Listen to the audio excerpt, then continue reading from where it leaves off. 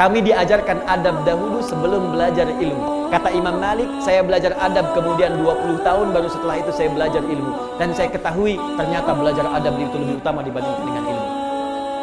Nanti saya beritahu rahasia ya. Ada sebuah rahasia. Tapi ini di antara kita saja.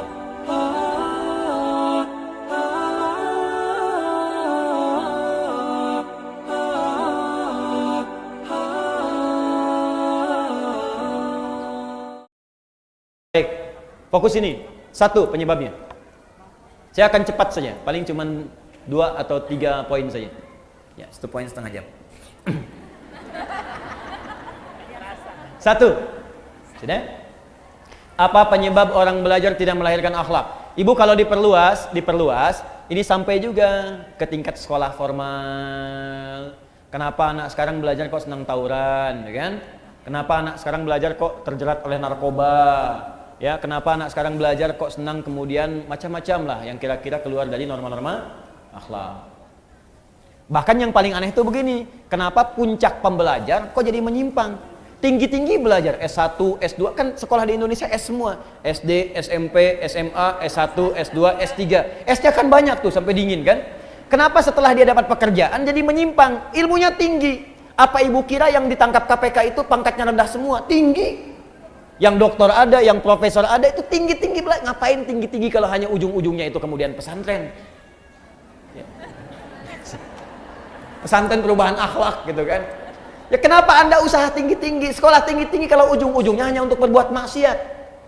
Tangan orang taat, orang sholat itu mustahil berbuat maksiat. Telunjuk kita kan dipakai tahiyat, Bu. At-tahiyatu lillah, at-tahiyatul mubarakatuh, salawatu thayyibatu lillah. Mau pakai 1, 2 dari 7 versi bebas. Yang penting ketika tahiyat, ini jari telunjuk itu nunjuk. Makanya jari ini kalau dipakai sholat gak akan maksiat. Akan maksiat. Yang gampang-gampang bikin status yang jelek kan pakai jari. Kalau gitu saya pakai ini aja nanti besok. Ke jari.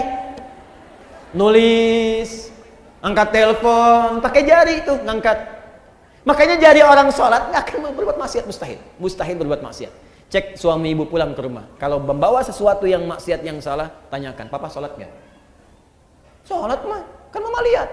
Pak, tangan orang sholat mustahil berbuat maksiat. Tapi tawarannya tinggi mah, mustahil. Gimana kalau ditawarin 9 miliar? Katakan Pak, tangan orang tahiyat tidak akan pernah berbuat maksiat. Gimana kalau 900 miliar? Nanti mama istikharah dulu.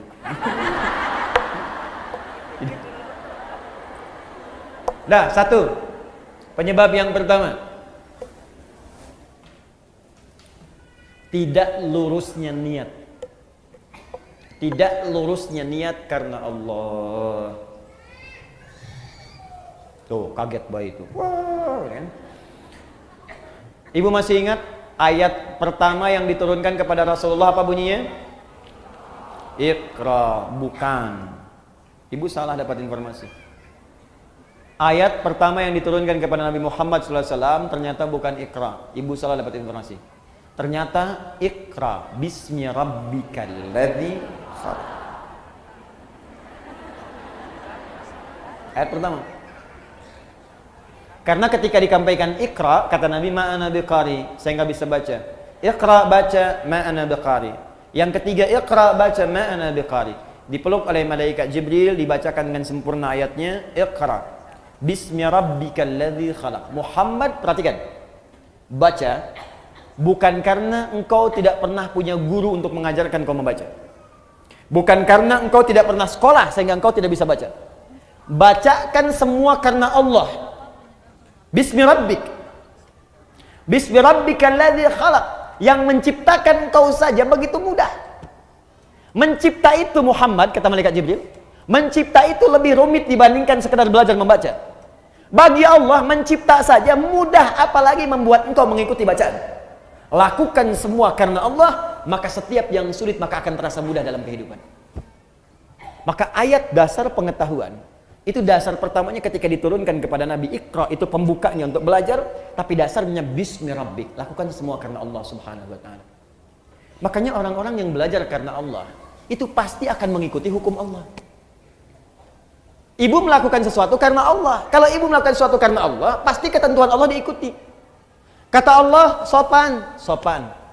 Kata Allah toleran, toleran.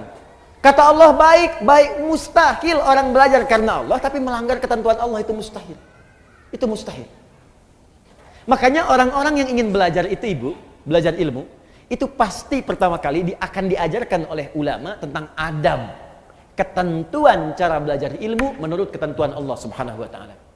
Jadi sebelum masuk ke ilmunya itu ada adabnya dulu, Bu. Ada adabnya. Bagaimana Allah meminta kepada penuntut ilmu untuk menuntut ilmu, itu ada. Ibu kenal Imam An-Nawawi? Ya, bagus. Kenal di mana, Bu? Masya Allah. Hanya edisi kali ini ada yang kenal Imam An-Nawawi. Tapi lumayan ada penurunan ya. Dulu kan Utsman kenal ya. Terus saya di Sukabumi ada yang kenal Firaun. Luar biasa. Hebat lah Sukabumi, hubud dunia. Sukabumi hubud dunia. Jadi kalau diterjemahkan ke dalam bahasa Arab, hubud dunia. Suka itu hubun, bumi itu dunia. Sukabumi, hubud dunia. Lihat sini. Fokus baik-baik. Ibu Imam An-Nawawi itu yang menulis kitab Al-Arba'in. 42 hadis. Menulis kitab Riyadhus Shalihin 1896 hadis. Syarah Muslim 9 jilid. Imam An-Nawawi. Tapi tahukah Ibu, sebelum beliau menulis semua itu, beliau menulis sebuah kitab namanya At-Tibyan fi Adab Hamalatil Quran. Disingkat dengan nama At-Tibyan. Itulah dia nama kitabnya. Itu terjemahan anak kecilnya. At-Tibyan. Lihat. At-Tibyan. Boleh Ibu searching di Google misalnya. Ya. Ya di Google Ibu carilah kitab-kitab, kan? Cari ya. Sudah? Ibu cari At-Tibyan, boleh pakai Latin, tulis boleh At-Tibyan An-Nawawi, nanti keluar. Sekarang gratis, Bu. Ayo sebagian pulsanya pakai untuk akhiratnya. Download buku-buku baik-baik. Nah, di kitab ini itu berisi bagaimana kita belajar adab sesuai ketentuan Allah sebelum belajar ilmu. Makanya ada perkataan ulama begini, adab qoblal ilmi, adab dulu sebelum ilmunya. Karena khawatir kalau nggak belajar adab nanti mengambil ilmu, mempraktekannya tanpa adab. Itu yang dikhawatirkan. Belajar adab dulu, adab. Di sini nanti Ibu akan ditunjukkan bagaimana cara beradab dengan baik sebelum belajar. Contoh, maaf Bu ya, Ibu akan ditunjukkan cara memilih guru bagaimana sebelum berangkat. Supaya Ibu ketika belajar dari guru itu mendapatkan selain ilmunya juga adabnya. Sopannya, baiknya, lemah lembutnya, perhatiannya. Bagaimana Ibu mencari guru yang ketika dia mengajar Anda di siang hari, malamnya dia berdoa untuk Anda. Ada. Ya. Lihat. Wala yuta'allamu illa mimman kamulat ahliyatuhu. Kata Imam An-Nawawi, tidaklah seorang penuntut ilmu itu akan belajar kecuali sebelum belajar dia akan melihat dulu siapa guru yang akan dia belajar kepadanya.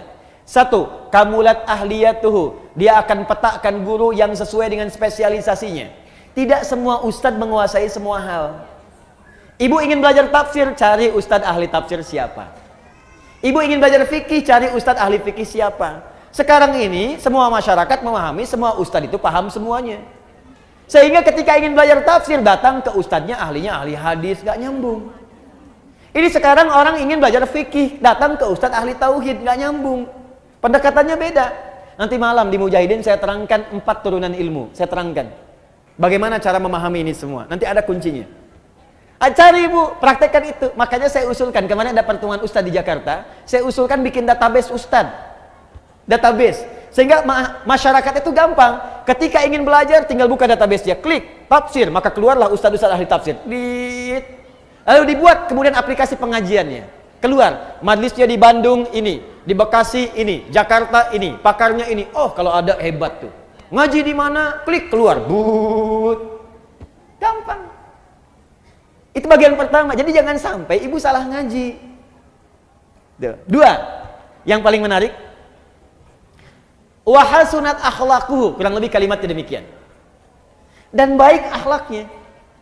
Pintar tapi akhlaknya buruk, maka akan mencetak murid yang pandai tapi tak berakhlak. Gurunya pintar memang, Al-Qur'an hafal, hadis hafal dengan nomornya, tapi juga sering mengajarkan tata adab yang tidak bagus. Mencela juga rajin. Mengajar sambil mencela. Mengajar misalnya sambil menghina. Mengajar sambil menjelek-jelekan. Makanya jangan heran kalau Anda jadi alumni dari situ, keluar pintarnya ada, dalilnya tahu, tapi juga mencelanya hobi. Pandai di bidang ilmu dan profesional di bidang maksiat. Apa profesinya? Mencela. Jadi kalau nggak sama dicela. Kalau nggak serupa dijauhi. Itu jadi persoalan. Bukankah dakwah Nabi merangkul bukan memukul?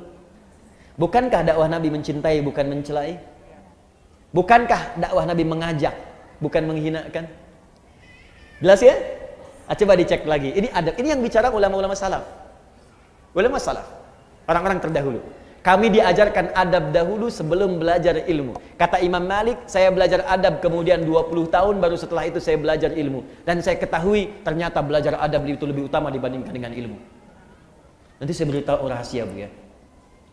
Ada sebuah rahasia, tapi ini diantara kita saja. Kalau ibu bisa belajar adab ini lebih bagus, atau tanamkan kepada anak Anda, cucu Anda, belajar adab lebih dahulu, maka Allah akan buka semua peluang ilmu dengan begitu mudahnya. Adabnya berhasil, ada orang yang ketika adabnya berhasil baru dibacakan sekali, Allah sudah tanamkan kalimat itu dalam jiwanya, seketika hafal. Imam Al-Bukhari itu sekali dibacakan langsung hafal. Abu Hurairah punya adab yang tinggi, didoakan oleh Nabi, begitu dibacakan seketika langsung ingat. Ada orang yang baru mendengar langsung paham kemana arah pembicaraan ini. Ada. Apa rahasianya? Yuk, adab yang kedua. Satu tadi lurusnya niat, dalilnya sudah ada. Makanya Nabi menekankan di Al-Bukhari nomor hadis yang pertama, innamal a'malu bin niat. Amal itu bergantung kepada niatnya. Maka ibu tolong luruskan niat, Bu. Anaknya kalau sekolah diniatkan diluruskan niatnya karena Allah. Ibu saya tanya, anak disekolahkan supaya pintar apa supaya Allah ridha? Ridha. Benar. Supaya pintar apa supaya Allah ridha? Tuh kan mulai nambah, pintar dan Allah ridho. Coba dilihat lagi. Kalau ibu ingin Allah ridho, ibu pasti akan mencari sekolah yang mendatangkan keridhaan Allah. Coba, ibu pengen Allah ridho. Allah ridho dengan orang yang soleh. Allah ridho ketika hambanya tidak meninggalkan sholat. Nah, ibu sekolahkan anak di tempat yang tidak mengajarkan sholat.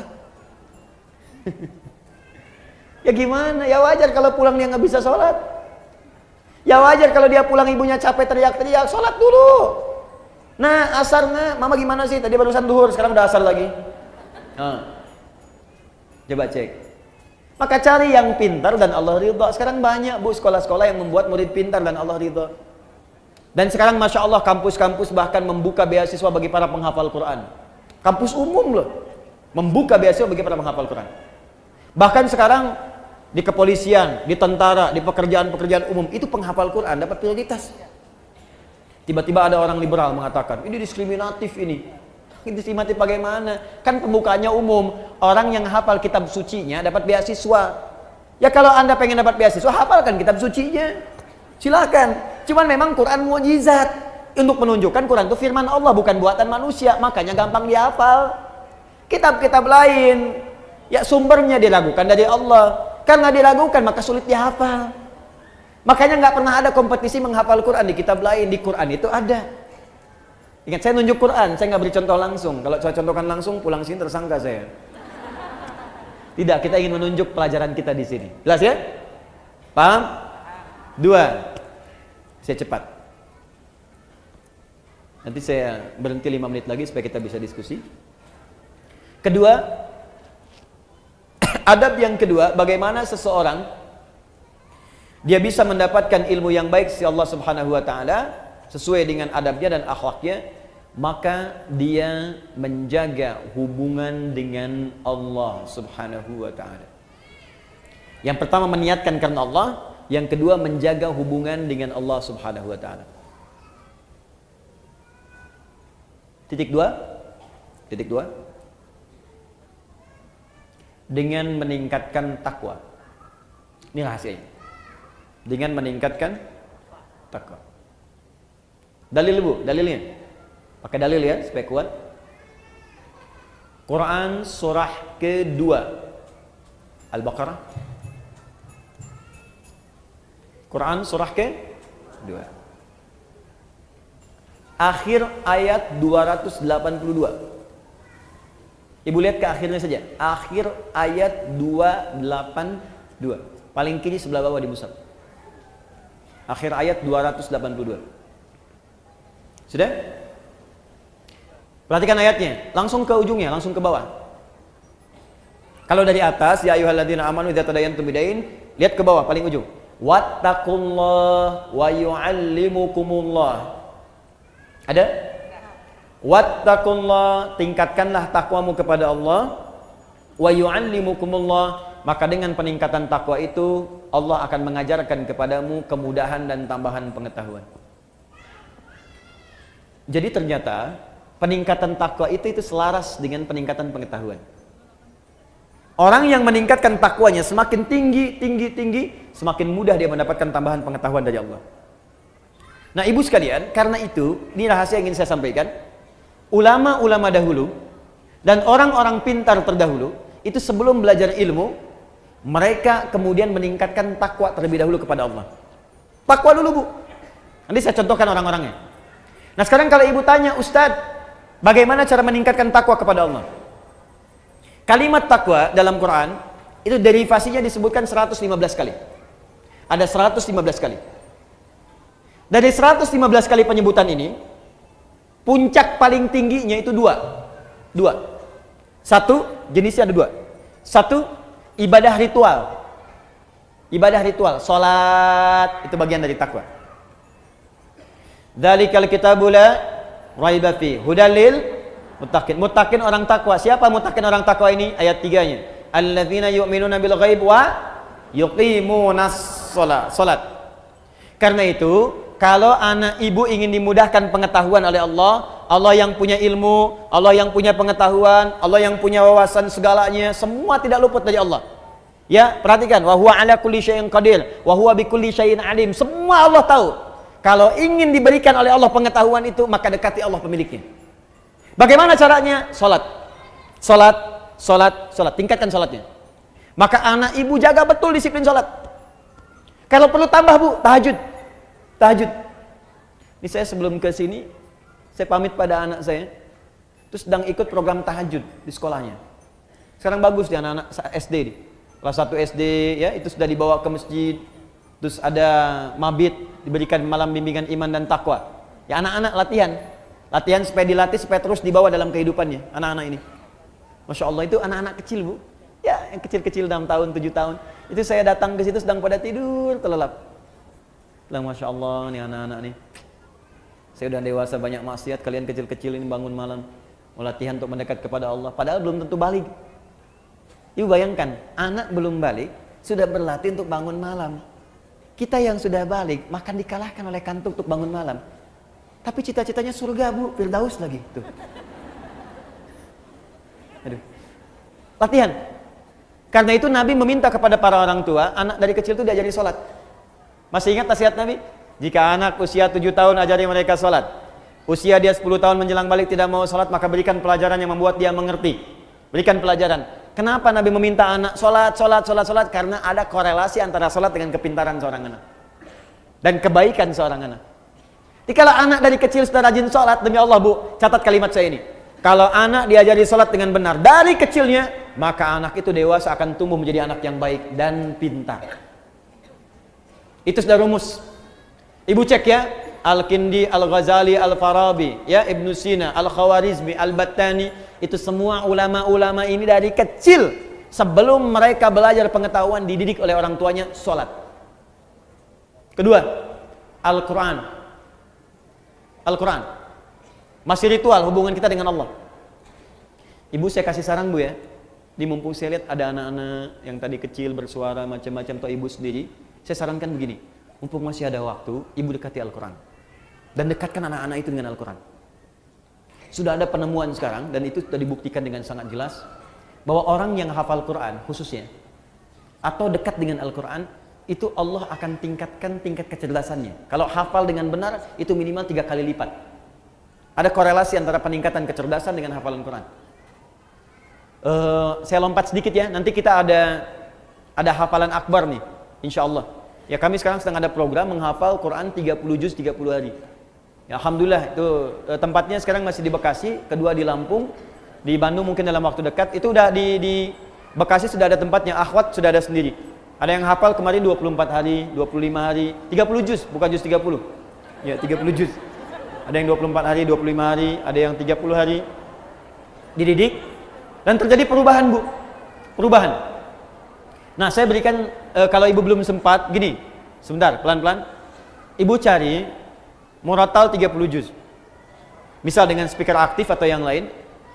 Ibu putar aja di rumah 24 jam. Simpan di ruangan yang strategis. Di ruang tengah, di kamar tidur. Saya biasanya di rumah itu di speaker aktif ada sesuai dengan tempat lah. Di setiap kamar kami simpan speaker aktif. Quran 24 jam aja putar. Di ruangan tengah ada di situ. Jadi tiap hari yang terdengar Quran. Tiap hari. Itu suasananya beda, Bu. Akan lain suasananya, beda. Nah, untuk anak-anak kecil, ini ada rumus langsung disebutkan oleh pakar Quran. Kalau dia baru terlahir, di usia setiap bulannya, maka putarkan Al-Quran setiap juz setiap bulan. Berurut. 1 bulan 1 juz. A month, 1 juz. 1 bulan 1 juz. Berurut, Bu ya, urut. Misal, bulan pertama dia lahir 30 hari misalnya Al-Baqarah aja. Bulan kedua Ali Imran. Bulan ketiga terus sampai ke An-Nisa terus.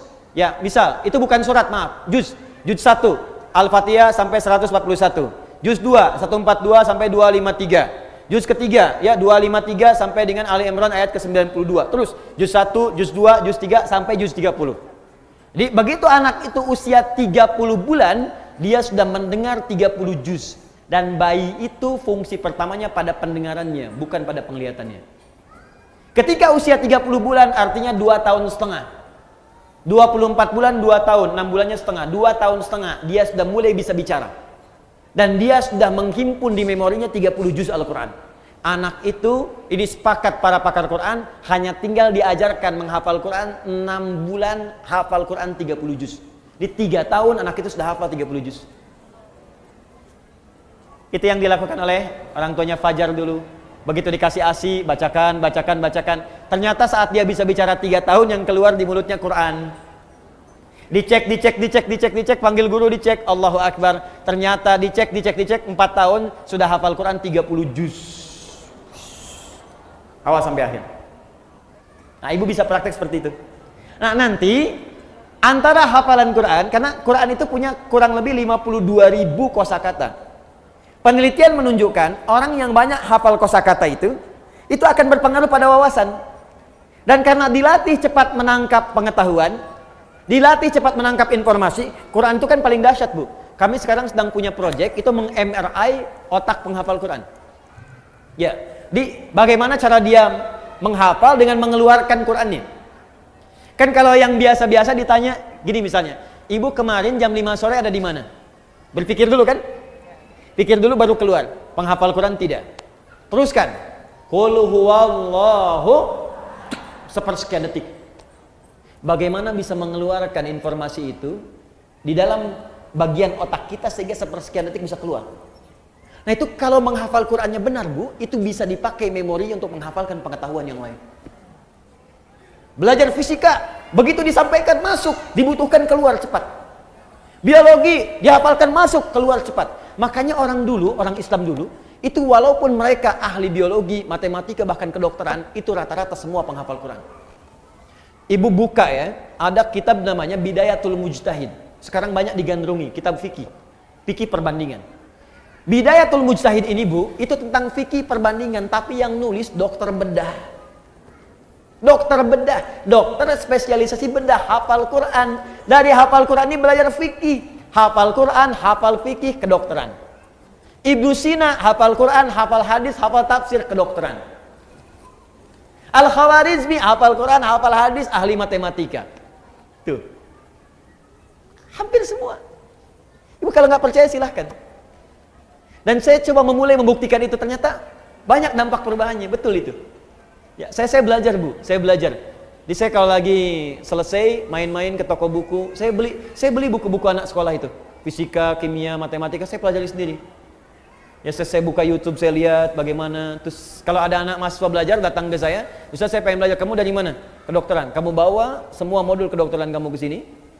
Saya akan pelajari, saya ajarkan apa yang kamu mau. Saya nggak paham, saya tanya sama kamu, dan kamu boleh tanya apa saja. Jadi saya belajar kedokteran dari dia belajar ilmu dari saya. Semua belajar. Dan saya senang belajar. Belajar. Itu indah, Bu. Enak. Dan ternyata fisika itu banyak yang bersinggungan dengan nilai-nilai keislaman. Ya, di bab gaya aja, gaya gerak sama dengan gaya dorong, F1 sama dengan F2. Ya, apa yang masuk itu yang keluar. Gayanya tinggi, pukulan kencang, rendah sedikit. Sama, iman sedikit yang keluar pun ibadahnya sedikit. Imannya kuat, dicas kuat, yang keluar ibadahnya kuat. Hukum tekanannya, gaya berbanding lurus dengan tekanan, hukum Pascal. F berbanding lurus dengan P, pressure. Gaya berbanding lurus dengan tekanan. Orang yang banyak gaya, banyak tertekan. Ilmu akhlak. Jarak S sama dengan V kali T.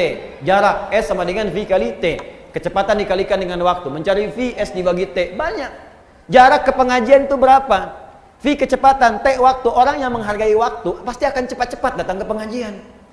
Takut terlambat. Mulai jam berapa sih di TSM? Jam 8, maka dia ukur jaraknya. Dia percepat kemudian kecepatannya. Sampai jam 7 itikaf. Ada yang dari subuh. Macam-macam. Korelasinya tinggi. Nah, sekarang anak fisika itu belajar untuk ujian saja. Anak sekolah belajar hanya untuk ujian, makanya ilmunya nggak dipakai dalam kehidupan. Itu almarhum yang Habib itu kan rajin baca Qurannya, sholatnya rajin. Ya, Masya Allah, itu dan kepake ilmunya gitu. Dan sekarang pun masih dikenal. Jelas ya? Terakhir, tutup yang ketiga. Satu masih ingat tadi? Jaga keikhlasan. Yang kedua, dekati Allah dengan takwa, ya kan? Yang ketiga, maaf, dalil tentang takwa, satu lagi, dalil tentang takwa, dalil yang paling kuat nanti Quran surah ke-5 ayat 35. Quran surah 5 Al-Maidah ayat 35, paling kanan sebelah bawah. Quran surah 5 ayat 35.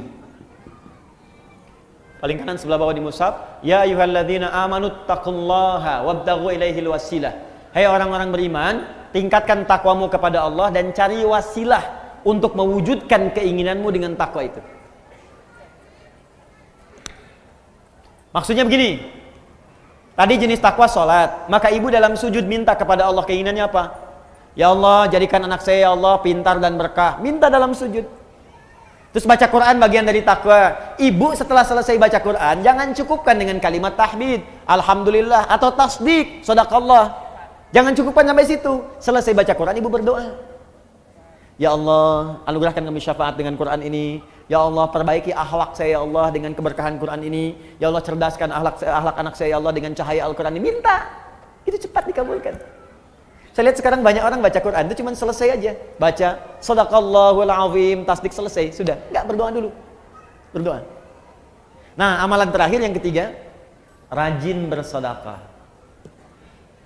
Rajin bersedekah. Imam Abu Hanifah itu termasuk orang yang rajin sedekah. Gak usah jauh-jauh, Bu.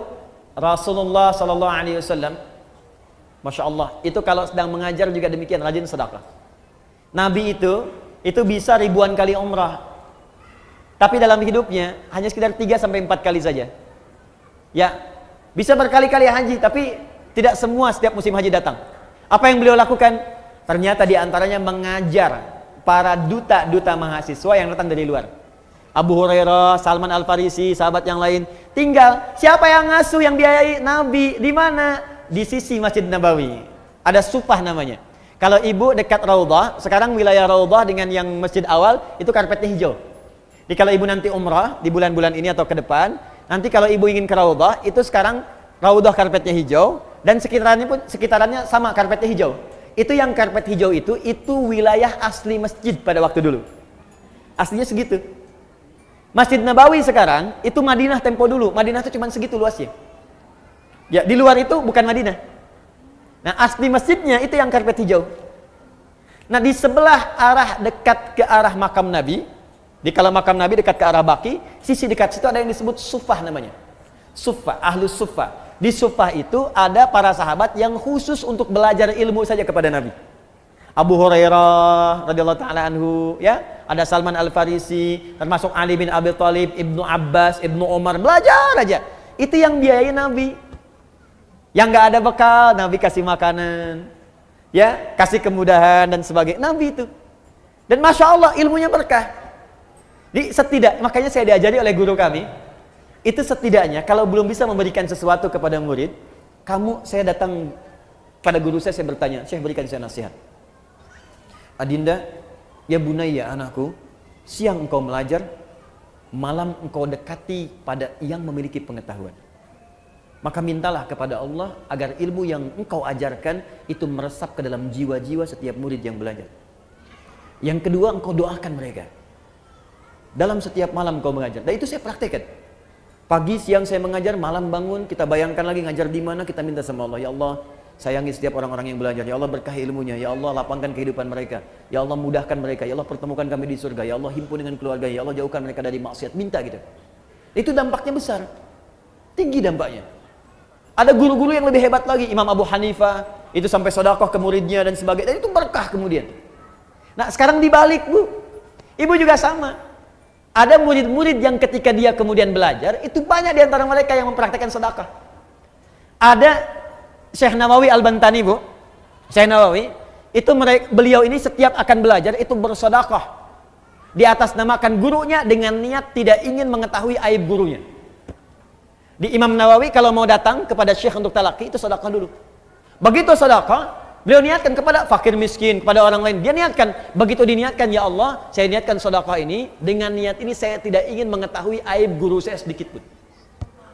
Makanya berkah sampai sekarang. Termasuk di antara imam besar Syekh Nawawi Al-Bantani, di antara guru yang tidak pernah mengetahui aib guru-gurunya. Makanya yang didapatkan ilmu aja, ilmu. Masya Allah. Ya ibu silakan.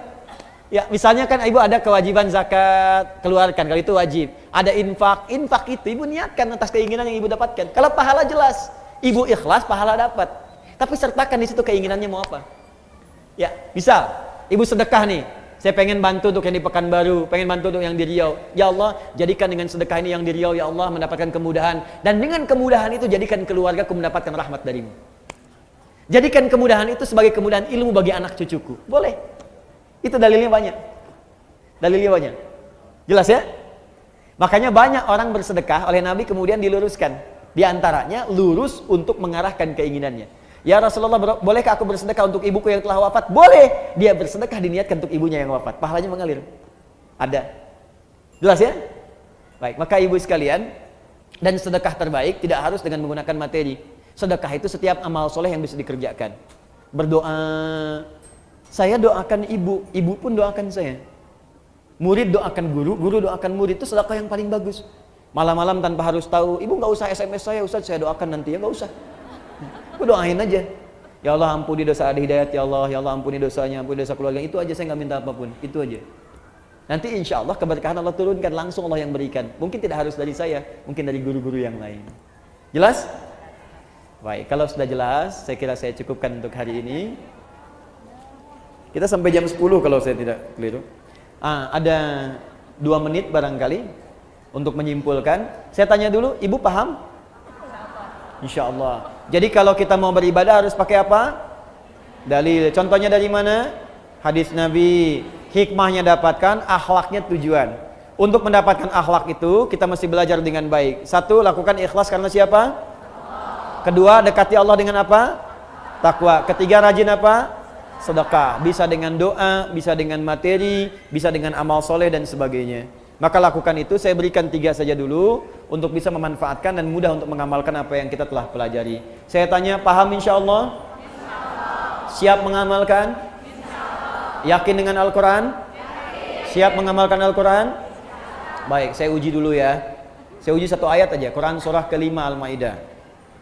Ya ayat 100 sampai 101. Yakin dengan ayatnya? Siap mengamalkan? Ya ayyuhalladzina amanu. Hei orang-orang yang masih beriman, yang telah beriman. Jadi ini untuk yang beriman saja. Kalau yang enggak beriman enggak berlaku. La tas'alu an asya'a in tubdalakum tasukum. Kalau uraian sudah jelas disampaikan, sepanjang engkau beriman jangan banyak dipertanyakan lagi. Khawatir banyaknya pertanyaan itu menjadikan yang jelas menjadi tidak jelas nantinya. Baik, jelas uraiannya? Paham? Masih beriman? Ada pertanyaan? Oh, alhamdulillah. Baik, kalau begitu kesimpulan telah disampaikan, uraian telah dijelaskan. Saya menyampaikan pengumuman.